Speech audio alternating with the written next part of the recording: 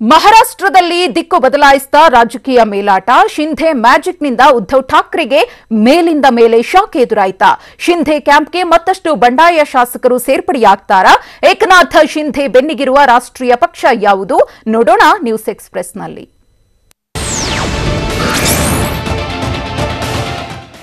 ಮಹಾರಾಷ್ಟ್ರದಲ್ಲಿ ರಾಜಕೀಯ ಮೇಲಾಟಗಳು ದಿನೇ ದಿನೇ ಗರಿಗೆದರ್ತಾ ಇವೆ. ಏಕನಾಥ ಶಿಂಧೆ ಹೂಡಿದ ಬಂಡಾಯದ ಬಾಣಕ್ಕೆ ಉದ್ಧವ್ ಠಾಕ್ರೆ ಕಂಗಾಲಾಗಿ ಹೋಗಿದ್ದಾರೆ.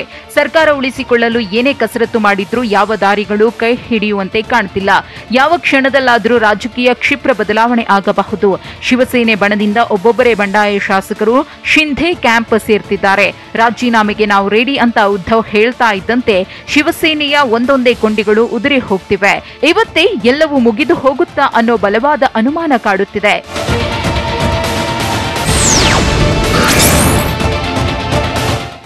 ಮಹಾರಾಷ್ಟ್ರದಲ್ಲಿ ಶಿಂಧೆ ರಾಜಕೀಯ ಮೇಲಾಟಕ್ಕೆ ಬಂಡಾಯಗಾರರು ಬಹುಪರಾಕ್ ಅಂದಿದ್ದಾರೆ. ಶಿವಸೇನೆ ಒಟ್ಟು 55 ಸಂಖ್ಯಾಬಲದಲ್ಲಿ 37 ಮಂದಿಯನ್ನ ಏಕನಾಥ ಶಿಂಧೆ ಹೈಜಾಕ್ ಮಾಡಿದ್ದಾರೆ. ಬಂಡಾಯದ ಬಾವುಟ ಹಿಡಿದು ಹೊರಟ ಶಿಂಧೆ ಬೆನ್ನ ಹಿಂದೆ ಶಿವಸೇನೆ ಶಾಸಕರು ಪೇರಿ ಕಿತ್ತಿದ್ದಾರೆ. ಹೋಟೆಲ್ನಲ್ಲಿ 37 ಅತೃಪ್ತರು ಠಿಕಾಣಿ ಹೂಡಿದ್ದಾರೆ. ಇದರಿಂದ ಉದ್ಧವ್ ಠಾಕ್ರೆ ಬಲ ಕಳೆದುಕೊಂಡಿದ್ದಾರೆ. ಕೇವಲ ಶಾಸಕರಷ್ಟೇ ಮಾತ್ರವಲ್ಲ, 17 ಸಂಸದರು ಠಾಕ್ರೆ ವಿರುದ್ಧ ತಿರುಗಿ ಬಿದ್ದಿದ್ದು ಠಾಕ್ರೆಗೆ ಏಟಿನ ಮೇಲೆ ಏಟು ಬೀಳುತ್ತಿದೆ.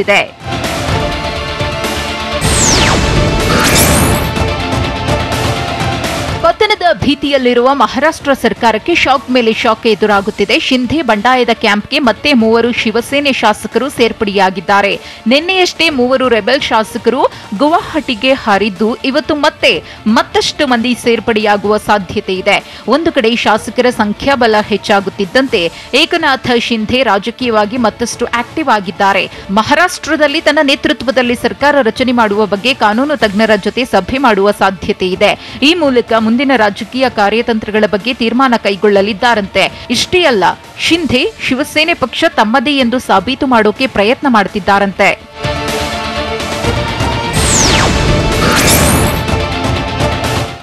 ರೆಬೆಲ್ ಶಾಸಕರಿಗೆ ಲೀಡರ್ ಆಗಿರುವ ಏಕನಾಥ ಶಿಂಧೆ ಸ್ಫೋಟಕ ಬಾಂಬ್ ಸಿಡಿಸಿದ್ದಾರೆ. ತಮ್ಮ ನಿರ್ಧಾರಕ್ಕೆ ಒಂದು ದೊಡ್ಡ ರಾಷ್ಟ್ರೀಯ ಪಕ್ಷ ಶ್ಲಾಘಿಸಿದೆ ಎಂದಿದ್ದಾರೆ.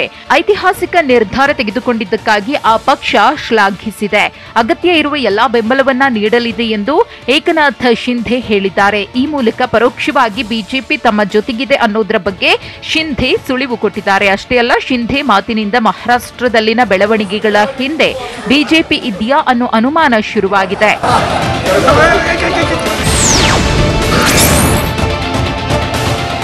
ಮಹಾರಾಷ್ಟ್ರದಲ್ಲಿ ರಾಜಕೀಯ ಹೈಡ್ರಾಮಾಗಳ ಬೆನ್ನಲ್ಲೇ ಬಿಜೆಪಿ ತೆರೆಮರೆಯಲ್ಲೇ ತಂತ್ರ ಹೆಣೆಯೋಕೆ ಮುಂದಾಗಿದೆ. ಉದ್ಧವ್ ಸರ್ಕಾರ ಉರುಳುತ್ತಾ ಇದ್ದಂತೆ ಮಾಜಿ ಸಿಎಂ ದೇವೇಂದ್ರ ಫಡ್ನವೀಸ್ ಸರ್ಕಾರ ರಚನೆಗಾಗಿ ತುದಿಗಾಲಲ್ಲಿ ನಿಂತಿದ್ದಾರಂತೆ. ಏನಾದ್ರೂ ಮಾಡಿ ಮಹಾರಾಷ್ಟ್ರದಲ್ಲಿ ಕಮಲ ಅರಳಿಸಲೇಬೇಕು ಅಂತ ಕಸರತ್ತು ನಡೆಸುತ್ತಿದ್ದಾರೆ. ಇದರ ಭಾಗವಾಗಿ ದೆಹಲಿಗೆ ದೇವೇಂದ್ರ ಫಡ್ನವೀಸ್ ತೆರಳಿದ್ದು ಅಮಿತ್ ಶಾ ಮತ್ತು ಜೆಪಿ ನಡ್ಡಾರನ್ನ ಭೇಟಿ ಮಾಡಲಿದ್ದಾರೆ. ನಾಯಕರ ಭೇಟಿಯ ವೇಳೆ ಮಹಾರಾಷ್ಟ್ರದಲ್ಲಿನ ಮುಂದಿನ ರಾಜಕೀಯದ ಕುರಿತು ಚರ್ಚೆ ಮಾಡಲಿದ್ದಾರೆ. ಸದ್ಯ ಇದುವರೆಗೂ ಶಿವಸೇನೆ ಬಂಡಾಯ ಶಾಸಕರ ಜೊತೆ ನೇರವಾಗಿ ಗುರುತಿಸಿಕೊಳ್ಳದ ಬಿಜೆಪಿ ಹೈಕಮಾಂಡ್ನಿಂದ ಗ್ರೀನ್ ಸಿಗ್ನಲ್ ಸಿಕ್ಕ ಬಳಿಕ ಮುಂದಿನ ಕಾರ್ಯಾಚರಣೆಗೆ ಇಳಿಯಲಿದೆ.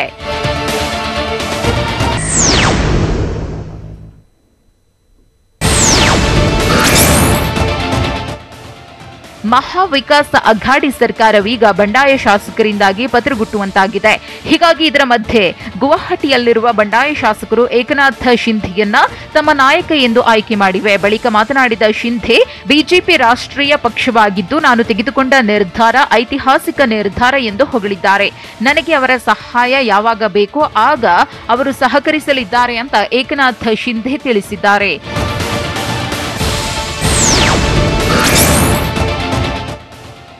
ಶಿವಸೇನೆಯ ಶಾಸಕರು ಬಂಡಾಯವೆದ್ದು ಗುವಾಹಟಿಯಲ್ಲಿದ್ದರೂ ಸಹ ಎನ್ಸಿಪಿ ನಾಯಕ ಶರದ್ ಪವಾರ್ ಈಗಲೂ ಉದ್ಧವ್ ಠಾಕ್ರೆ ಸರ್ಕಾರ ಉಳಿಯಲಿದೆ ಅನ್ನೋ ವಿಶ್ವಾಸದಲ್ಲೇ ಇದ್ದಾರೆ. ನಿನ್ನೆ ಮುಂಬೈನಲ್ಲಿ ಸುದ್ದಿಗೋಷ್ಠಿ ನಡೆಸಿ ಮಾತನಾಡಿದ ಪವಾರ್, ಮೈತ್ರಿ ಪಕ್ಷಗಳು ಈಗಲೂ ಠಾಕ್ರೆ ಅವರ ಸರ್ಕಾರ ಸ್ಥಿರವಾಗಿರಲು ಬಯಸುತ್ತಿವೆ. ಬಂಡಾಯ ಶಾಸಕರು ಗುವಾಹಟಿಯಿಂದ ಮುಂಬೈಗೆ ವಾಪಸ್ಸಾದ ಬಳಿಕ ಇಡೀ ಚಿತ್ರಣವೇ ಬದಲಾಗಲಿದೆ ಅನ್ನೋ ವಿಶ್ವಾಸದಲ್ಲಿದ್ದಾರೆ.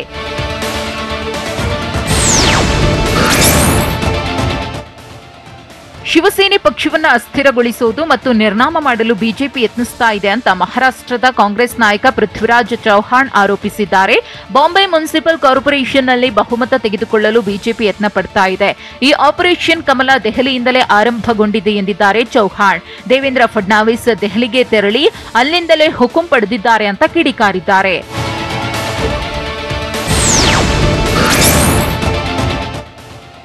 ಮಹಾರಾಷ್ಟ್ರ ಸರ್ಕಾರದಲ್ಲಿ ರಾಜಕೀಯ ಲೆಕ್ಕಾಚಾರಗಳು ಕ್ಷಣಕ್ಕೊಂದು ತಿರುವು ಪಡೆದುಕೊಳ್ಳುತ್ತಿವೆ. ಒಂದೆಡೆ ಸಿಎಂ ಉದ್ಧವ್ ಠಾಕ್ರೆ ಮತ್ತು ಎನ್ಸಿಪಿ ನಾಯಕ ಶರದ್ ಪವಾರ್ ಅಘಾಡಿ ಸರ್ಕಾರ ಉಳಿಸಿಕೊಳ್ಳುತ್ತೇವೆ ಅಂತ ಹೇಳ್ತಿದ್ದಾರೆ.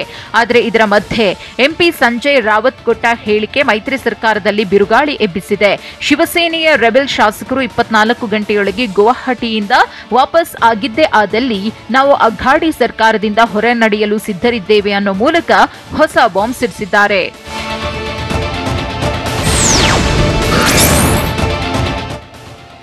ಶಿವಸೇನೆಯ ಬಂಡಾಯ ಶಾಸಕರು ಮತ್ತು ಬಿಜೆಪಿ ವಿರುದ್ಧ ಎನ್ಸಿಪಿ ನಾಯಕ ಶರದ್ ಪವಾರ್ ಕಿಡಿಕಾರಿದ್ದಾರೆ.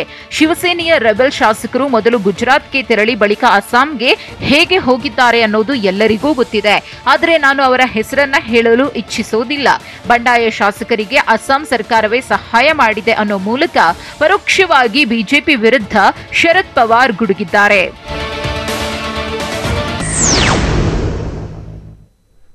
ರಾಜ್ಯ ರಾಜಧಾನಿಯಲ್ಲಿ ಮತ್ತೆ ಹೊತ್ತಲಿದ್ಯಾ ಅಗ್ನಿಪಥ್ ಜ್ವಾಲೆ. ಕೇಂದ್ರ ಸರ್ಕಾರದ ವಿರುದ್ಧ ರಣಕಹಳೆ ಊದುತ್ತಾ ಕಾಂಗ್ರೆಸ್. ಕಳಪೆ ರಸ್ತೆ ಕಾಮಗಾರಿಗೆ ಪ್ರಧಾನಮಂತ್ರಿ ಕಾರ್ಯಾಲಯ ಪ್ರಶ್ನೆ ಮಾಡಿದ್ದು ಹೇಗೆ? ಪಠ್ಯ ಪರಿಷ್ಕರಣೆ ಎಡವಟ್ಟುಗಳನ್ನು ಸರಿ ಮಾಡಲು ಇಲಾಖೆ ಮಾಡಿದ್ದೇನು? ಕಲಬುರಗಿಯಲ್ಲಿ ಸರ್ಕಾರಕ್ಕೆ ವಂಚಿಸಿದ್ರ ಅರ್ಚಕರು? ನೋಡೋಣ ನ್ಯೂಸ್ ಎಕ್ಸ್‌ಪ್ರೆಸ್‌ನಲ್ಲಿ. ಕೇಂದ್ರ ಸರ್ಕಾರದ ಅಗ್ನಿಪಥ ಯೋಜನೆ ವಿರೋಧಿಸಿ ಇವತ್ತು ಕಾಂಗ್ರೆಸ್ ರಣಕಹಳೆ ಊದಿದೆ. ಇವತ್ತು ಬೆಂಗಳೂರಿನಲ್ಲಿ ಯೂತ್ ಕಾಂಗ್ರೆಸ್ ದೊಡ್ಡ ಮಟ್ಟದಲ್ಲಿ ಪ್ರತಿಭಟನೆ ಮಾಡಲಿದೆ. ಅಗ್ನಿಪಥ ಯೋಜನೆ ವಿರೋಧಿಸಿ ಕಾಂಗ್ರೆಸ್ ಪ್ರತಿಭಟನೆಗೆ ಕರೆ ಕೊಟ್ಟಿತ್ತು. ಇದರಂತೆಯೇ ಇವತ್ತು ಯೂತ್ ಕಾಂಗ್ರೆಸ್ ಕೇಂದ್ರದ ವಿರುದ್ಧ ಬೀದಿಗಿಳಿಯಲಿದೆ. ಕಾಂಗ್ರೆಸ್ ಭವನದ ಬಳಿ ಪ್ರತಿಭಟನೆ ಮಾಡಲಿದ್ದು ಸಾವಿರಾರು ಕಾರ್ಯಕರ್ತರು ಭಾಗಿಯಾಗಲಿದ್ದಾರೆ. ಪಿಎಂ ಬಂದಾಗ 23 ಕೋಟಿ ಖರ್ಚು ಮಾಡಿ ಮೋದಿಯವರು ಸಂಚರಿಸುವ ಮತ್ತು ಅಕ್ಕಪಕ್ಕದ ರಸ್ತೆಗೆ ಬಿಬಿಎಂಪಿ ಡಾಂಬರೀಕರಣ ಮಾಡಿಸಿತ್ತು. ಕೆಲವು ಕಡೆ ರಸ್ತೆ ಗುಂಡಿಗಳನ್ನು ಮುಚ್ಚಿ ಮೋದಿ ಮೆಚ್ಚಿಸುವ ಕೆಲಸ ಮಾಡಿತ್ತು. ಆದರೆ ಮೋದಿ ಬಂದು ಹೋದ ಮೇಲೆ ಬಿಬಿಎಂಪಿ ಅಸಲಿಯತ್ತು ಬಯಲಾಗಿದೆ. ರಸ್ತೆಗಳ ಕಳಪೆ ಗುಣಮಟ್ಟ ಮತ್ತು ಮೋದಿ ಬಂದು ಹೋದ ಅಂಬೇಡ್ಕರ್ ಎಕಾನಮಿಕ್ ವಿವಿ ಮುಖ್ಯ ಗೇಟ್ ಪಕ್ಕದಲ್ಲೇ ಬೃಹತ್ ಗುಂಡಿ ಬಿದ್ದಿದೆ. ಈ ಬಗ್ಗೆ ಪ್ರಧಾನಿ ಕಾರ್ಯಾಲಯ ವರದಿ ಕೇಳಿದೆ. ಈಗಾಗಲೇ ಸಿಎಂ ಕಚೇರಿಗೆ ಮಾಹಿತಿ ಕೇಳಿರುವ ಪ್ರಧಾನಮಂತ್ರಿ ಕಾರ್ಯಾಲಯ ಗುಂಡಿ ಬಿದ್ದಿದ್ದು ಯಾಕೆ, ರಸ್ತೆ ಗುಣಮಟ್ಟ ಹೇಗಿತ್ತು, ಎಷ್ಟು ಖರ್ಚಾಗಿದೆ ಅಂತ ಪ್ರಶ್ನೆ ಮಾಡಿದೆ. ಮೋದಿ ರಾಜ್ಯ ಪ್ರವಾಸದ ವೇಳೆ ಕಳಪೆ ರಸ್ತೆ ಕಾಮಗಾರಿ ಹಿನ್ನೆಲೆ 3 ಬಿಬಿಎಂಪಿ ಅಧಿಕಾರಿಗಳಿಗೆ ಶೋಕಾಸ್ ನೋಟಿಸ್ ಜಾರಿ ಮಾಡಲಾಗಿದೆ. ಬಿಬಿಎಂಪಿ ಮುಖ್ಯ ಇಂಜಿನಿಯರ್ ಪ್ರಹ್ಲಾದ್, ಸ್ಥಳೀಯ EEEAEಗೆ ಶೋಕಾಸ್ ನೋಟಿಸ್ ಜಾರಿ ಮಾಡಿದ್ದಾರೆ. ಕಳಪೆ ಕಾಮಗಾರಿ ಆಗಿರುವ ಬಗ್ಗೆ ನೋಟಿಸ್ನಲ್ಲಿ ಉಲ್ಲೇಖ ಮಾಡಲಾಗಿದ್ದು, ನೂತನವಾಗಿ ನಿರ್ಮಿಸಿದ್ದ ರಸ್ತೆ ಕೈಯಿಂದಲೇ ಕಿತ್ತು ಬರುತ್ತಿದೆ. ಕಳಪೆ ಕಾಮಗಾರಿ ಎಂದು ಮೇಲ್ನೋಟಕ್ಕೆ ಕಂಡುಬಂದಿದೆ. ಈ ಬಗ್ಗೆ ವರದಿ ನೀಡಬೇಕು ಅಂತ TV9 ಸುದ್ದಿ ಆಧರಿಸಿ ಸೂಚನೆ ಕೊಟ್ಟಿದ್ದಾರೆ. ಪಠ್ಯ ಪುಸ್ತಕ ಪರಿಷ್ಕರಣೆ ಫೈಟ್ ಮತ್ತೆ ಮುನ್ನೆಲೆಗೆ ಬಂದಿದೆ. ರೋಹಿತ್ ಚಕ್ರತೀರ್ಥ ಸಮಿತಿಯ ಎಡವಟ್ಟು ಸರಿಪಡಿಸಲು ಮತ್ತೊಂದು ಸಮಿತಿ ರಚನೆಗೆ ಸರ್ಕಾರ ಮುಂದಾಗಿದೆ. ಸಿಎಂ ಸೂಚನೆಯಂತೆ ಮತ್ತೆ ಪಠ್ಯದ ಎಡವಟ್ಟು ತಿದ್ದಲು ಶಿಕ್ಷಣ ಇಲಾಖೆ ಮುಂದಾಗಿದೆ. ಚಕ್ರತೀರ್ಥ ಪರಿಷ್ಕರಣೆ ವೇಳೆಯಾದ ಎಡವಟ್ಟು ಮತ್ತು ವಿರೋಧ ಕೇಳಿ ಬಂದಿರುವ ಅಂಶಗಳನ್ನು ತಿದ್ದಲು ಸರ್ಕಾರ ಮುಂದಾಗಿದೆ. ಅಂದಹಾಗೆ ಈ ಸಮಿತಿಯಲ್ಲಿ ಇಲಾಖೆ, ಶಿಕ್ಷಣ ತಜ್ಞರು, ಚಿಂತಕರು, ಸಾಹಿತಿಗಳು ಯಾರಿಗೂ ಮಣೆ ಹಾಕಿಲ್ಲ. ಈ ಬಾರಿ ಶಿಕ್ಷಣ ಇಲಾಖೆಯೇ ತಪ್ಪುಗಳನ್ನು ಸರಿಪಡಿಸಲು ಮುಂದಾಗಿದೆ.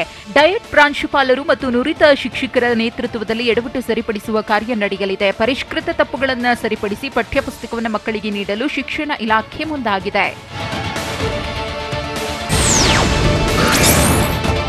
ಕೆಲಸ ಮತ್ತು ಲೋನ್ ಕೊಡಿಸುವುದಾಗಿ ವಂಚಿಸ್ತಾ ಇದ್ದ ವಿದೇಶಿ ಮೂಲದ 2 ಆರೋಪಿಗಳನ್ನು ಪೊಲೀಸರು ಸೆರೆ ಹಿಡಿದಿದ್ದಾರೆ. ಈಶಾನ್ಯ ವಿಭಾಗದ ಸೈಬರ್ ಕ್ರೈಮ್ ಪೊಲೀಸರು ಬಂಧಿಸಿದ್ದಾರೆ.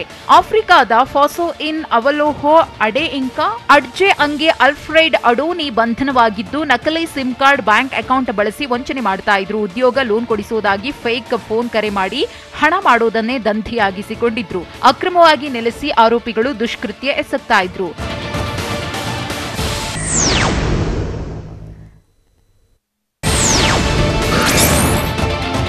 ಕೋಲಾರ ಕೋಲಾರ ನಗರಸಭೆ ಸದಸ್ಯನ ಬರ್ಬರ ಕೊಲೆ ಕೇಸ್ ಪ್ರಕರಣ. ಕೊಲೆ ಆರೋಪಿ ಮೇಲೆ ಪೊಲೀಸರು ಫೈರಿಂಗ್ ಮಾಡಿದ್ದಾರೆ. ಕೇಸ್ ಸಂಬಂಧ ಆರೋಪಿ ಬಂಧಿಸಲು ತೆರಳಿದ್ದಾಗ ಪೊಲೀಸರ ಮೇಲೆ ಹಲ್ಲೆಗೆ ಯತ್ನಿಸಿದ್ದಾನೆ. ಕೂಡಲೇ ಅಲರ್ಟ್ ಆದ ಇನ್ಸ್ಪೆಕ್ಟರ್ ಲಕ್ಷ್ಮೀಕಾಂತ್ ಆತ್ಮರಕ್ಷಣೆಗಾಗಿ ಆರೋಪಿ ಬಾಲಾಜಿ ಸಿಂಗ್ ಮೇಲೆ ಫೈರಿಂಗ್ ಮಾಡಿದ್ದಾರೆ.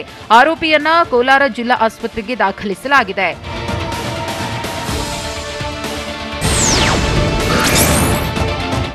ಕಿಡ್ನಾಪ್ ಆಗಿದ್ದ ಬಾಲಕನನ್ನ ಪೊಲೀಸರು ರಕ್ಷಣೆ ಮಾಡಿದ್ದಾರೆ. ಕುವೆಂಪು ನಗರದ ಬಿಇಎಂಎಲ್ ಬಡಾವಣೆಯಲ್ಲಿ ನಿನ್ನೆ ಬಾಲಕನನ್ನ ಅಪಹರಿಸಿದ್ರು. ಕಾರಿನಲ್ಲಿ ಬಂದು 12 ವರ್ಷದ ಬಾಲಕ ರಸ್ತೆಯಲ್ಲಿ ಸೈಕಲ್ನಲ್ಲಿ ಹೋಗುವಾಗ ಕಿಡ್ನಾಪ್ ಮಾಡಿದ್ರು. ಪ್ರಕರಣ ದಾಖಲಿಸಿಕೊಂಡಿದ್ದ ಪೊಲೀಸರು ಬಾಲಕನನ್ನ ರಕ್ಷಿಸಿದ್ದಾರೆ.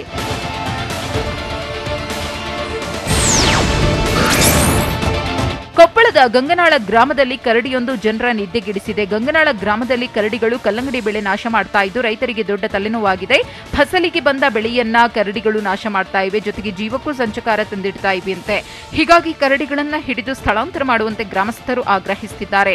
ಆದರೆ ಅಧಿಕಾರಿಗಳು ಮಾತ್ರ ಜನರ ಸಮಸ್ಯೆ ಆಲಿಸುತ್ತಿದ್ದಾರೆಯೇ ಹೊರತು ಕರಡಿಗಳನ್ನ ಸ್ಥಳಾಂತರ ಮಾಡಿಯೇ ಇಲ್ಲ.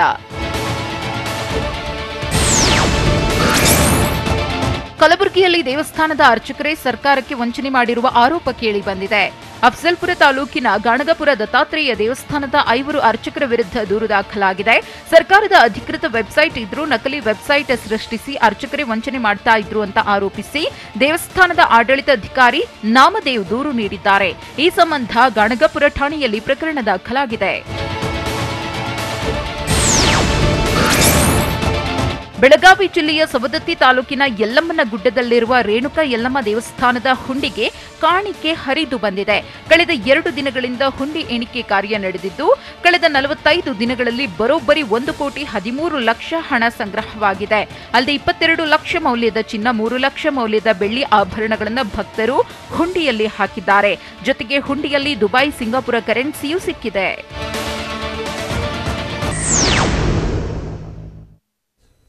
ಶ್ರೀಲಂಕಾ ವನಿತೆಯರ ವಿರುದ್ಧ ಹೇಗಿತ್ತು ಭಾರತದ ವನಿತೆಯರ ಘರ್ಜನೆ? ಆಸ್ಟ್ರೇಲಿಯಾ ತಂಡಕ್ಕೆ ಶುರುವಾಗಿರುವ ಮತ್ತೊಂದು ತಲೆನೋವು ಏನು? ಟೀಂ ಇಂಡಿಯಾಗೆ ಅಶ್ವಿನ್ ಕಮ್ಬ್ಯಾಕ್, ಇದೆಲ್ಲವನ್ನ ನೋಡೋಣ ನ್ಯೂಸ್ ಎಕ್ಸ್‌ಪ್ರೆಸ್‌ನಲ್ಲಿ. ಶ್ರೀಲಂಕಾ ಮಹಿಳೆಯರ ವಿರುದ್ಧದ ಮೊದಲನೇ ಟಿ20 ಪಂದ್ಯದಲ್ಲಿ ಭಾರತದ ವನಿತಾ ತಂಡ 34 ರನ್ಗಳ ಜಯ ಗಳಿಸಿದೆ. ದಂಬುಲ್ಲಾ ಮೈದಾನದಲ್ಲಿ ನಡೆದ ಪಂದ್ಯದಲ್ಲಿ ಮೊದಲು ಬ್ಯಾಟಿಂಗ್ ಮಾಡಿದ್ದ ಭಾರತ 20 ಓವರ್ಗಳಲ್ಲಿ 6 ವಿಕೆಟ್ ನಷ್ಟಕ್ಕೆ 138 ರನ್ ಗಳಿಸಿತು. ಗುರಿ ಬೆನ್ನಟ್ಟಿದ ಶ್ರೀಲಂಕಾ 20 ಓವರ್ಗಳಲ್ಲಿ 5 ವಿಕೆಟ್ ನಷ್ಟಕ್ಕೆ 104 ರನ್ ಗಳಿಸಿ ಸೋಲು ಒಪ್ಪಿಕೊಂಡಿದೆ.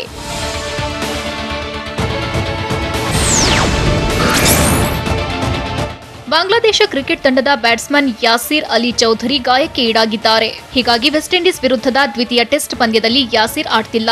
ಅಷ್ಟೇ ಅಲ್ಲ, ವಿಂಡೀಸ್ ವಿರುದ್ಧದ ಟಿ20 ಮತ್ತು ಏಕದಿನ ಸರಣಿಯಿಂದಲೂ ಅಲಿ ಹೊರಬಿದ್ದಿದ್ದಾರೆ ಎಂದು ಬಾಂಗ್ಲಾ ಕ್ರಿಕೆಟ್ ಬೋರ್ಡ್ ತಿಳಿಸಿದೆ.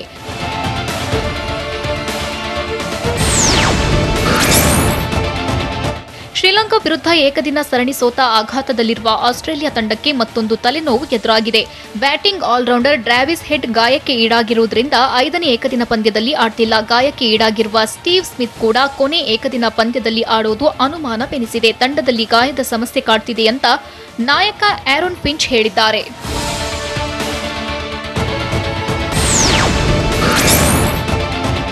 ಟೀಂ ಇಂಡಿಯಾದ ಅನುಭವಿ ಸ್ಪಿನ್ನರ್ ಅಶ್ವಿನ್ ತಂಡ ಸೇರಿಕೊಂಡಿದ್ದಾರೆ. ಕೋವಿಡ್ನಿಂದ ಸಂಪೂರ್ಣ ಚೇತರಿಸಿಕೊಂಡಿರುವ ಅಶ್ವಿನ್ ಅಗತ್ಯ ಮಾರ್ಗಸೂಚಿಗಳೊಂದಿಗೆ ಭಾರತ ತಂಡ ಸೇರಿದ್ದಾರೆ. ಜುಲೈ 1ರಿಂದ ಎಜ್ ಬಾಸ್ಟನ್ನಲ್ಲಿ ಆರಂಭಗೊಳ್ಳಲಿರುವ ಇಂಗ್ಲೆಂಡ್ ವಿರುದ್ಧದ ಮರು ನಿಯೋಜಿತ ಟೆಸ್ಟ್ಗಾಗಿ ಅಶ್ವಿನ್ ಸಿದ್ಧತೆ ನಡೆಸಲಿದ್ದಾರೆ.